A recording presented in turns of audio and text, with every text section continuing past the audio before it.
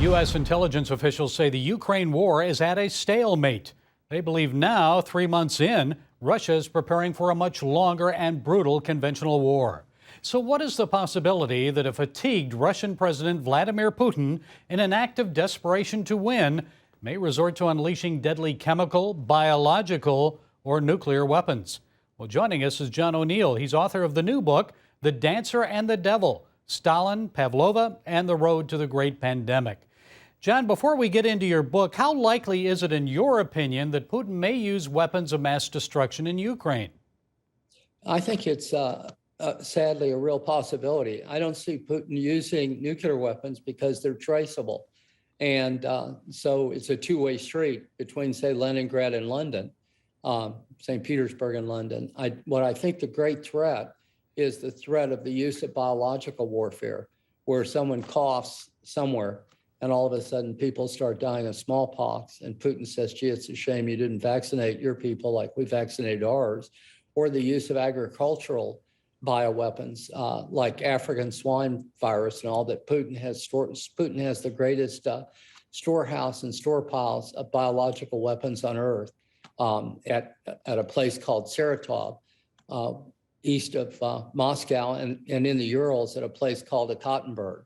And so he's got a huge bioweapons program. He's bragged about it in presidential debates. He calls them his special weapons. And I think they present a tremendous threat if the war moves on into stalemate. Well, I know you write in your book that the communists have this fascination, perhaps even a proclivity to use bioweapons. You write about how Stalin poisoned dancer Anna Pavlova in Paris in 1931. Also, you tell of the pneumonic plague in 1939 and the Kiev anthrax leak of 1972. So tell us more about that. How certain are you that Russia was responsible for those? It is really amazing how it actually started. It actually started with Stalin's persecution of the Christians in Moscow and elsewhere in the Soviet Union in 1921. He actually ordered all the churches in the Soviet Union to turn over all their chalices, to strip their dead, and turn it all over. They then took 12 churchmen in the Orthodox Church and sentenced them to death. When they led them out into the square in Moscow, they began singing, it was close to Easter, Jesus Christ is risen today. And the crowd started singing, truly he is risen. And there was a huge riot. And so they knew then that they couldn't simply kill people publicly. The great dancer, Anna Pavlova, leaves Paris in 1931 after Stalin keeps telling her to come back and threatens her if she doesn't come back to Russia. She climbs on a train and she says, I was poisoned in Paris. Stalin had a huge poison ring operating in Paris called the Yasha Gang. From moving from little biological weapons that were designed to kill individual peoples at a place called Saratov, he moved into massive bioweapons projects. I know Russia's made accusations about U.S. funded and created bioweapons labs in Ukraine. Might that just be Russian disinformation to deflect attention from what Russia is doing, or is there some evidence and truth behind that accusation? Classic false flag claim. In 1991, when the Soviet Union had a huge biowar project at Kiev, it also leaked anthrax. It also killed some people in 1972. In 1991, the Soviet Union fell apart, and the United States came in and gave aid to both Russia and to the Ukraine to wipe out their biowar labs. Understand, it's not an easy thing. A biowar lab, when you have the only smallpox on earth, the only diseases, eliminating it is not an easy thing. And in the Ukraine, they used the money to actually get rid of their biowar labs. In the Soviet Union, they pretended to use the money, but by 2000, we learned that instead of using the money to get rid of it, they were using the money to enhance their biowar labs under Putin. They have terrible diseases that they weaponize. The Russian army spends 1 day out of every 5 in biosuits, practicing for biowar. We don't have any bioweapons. Nobody except the Russians, the Chinese, and the North Koreans, maybe the Iranians have them. Well, let's talk about the Chinese now. More recently, the Communist Chinese and that COVID-19 leak from Wuhan. You write that President Xi's, quote, conduct in producing and then concealing the nature and origin of the COVID-19 virus is not a small infraction because it's killed more Americans than died in the Civil War or other American wars combined. So China's unlikely to be held accountable here. Why? Or will they eventually pay a price? There are almost 15 million people now have died of COVID-19.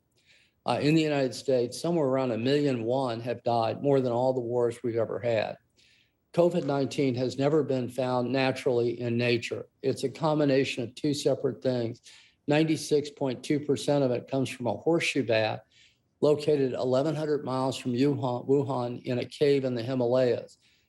According to articles back in 2015 and thereabouts, that bat was brought in place in the Wuhan lab, the normal virology lab in Wuhan in 2015.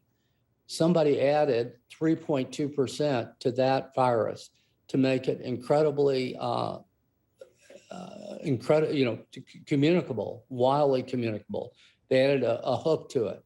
The combination of the hook and the 96.2 have never been found anywhere naturally in the whole world. When it broke out in Wuhan, the doctor who discovered it was charged with revealing state secrets. He supposedly died of the COVID-19 virus shortly thereafter, even though the COVID-19 virus kills only 1.5% of the people his age.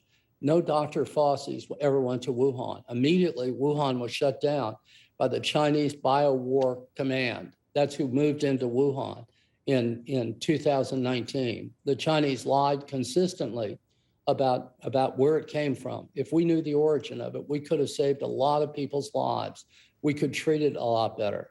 The COVID-19 virus is the first man-made virus that man has ever faced.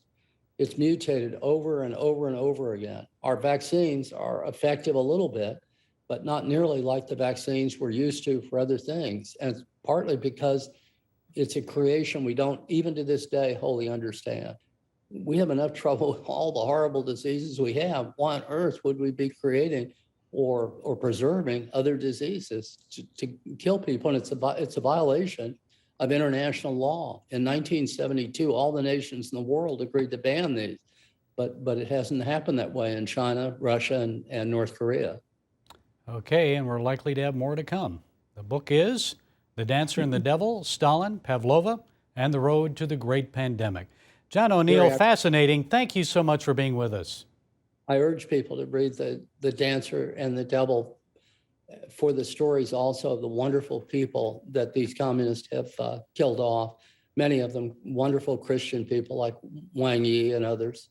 So thank you much for having me on your show. I enjoyed it very, very much. Thank you, John.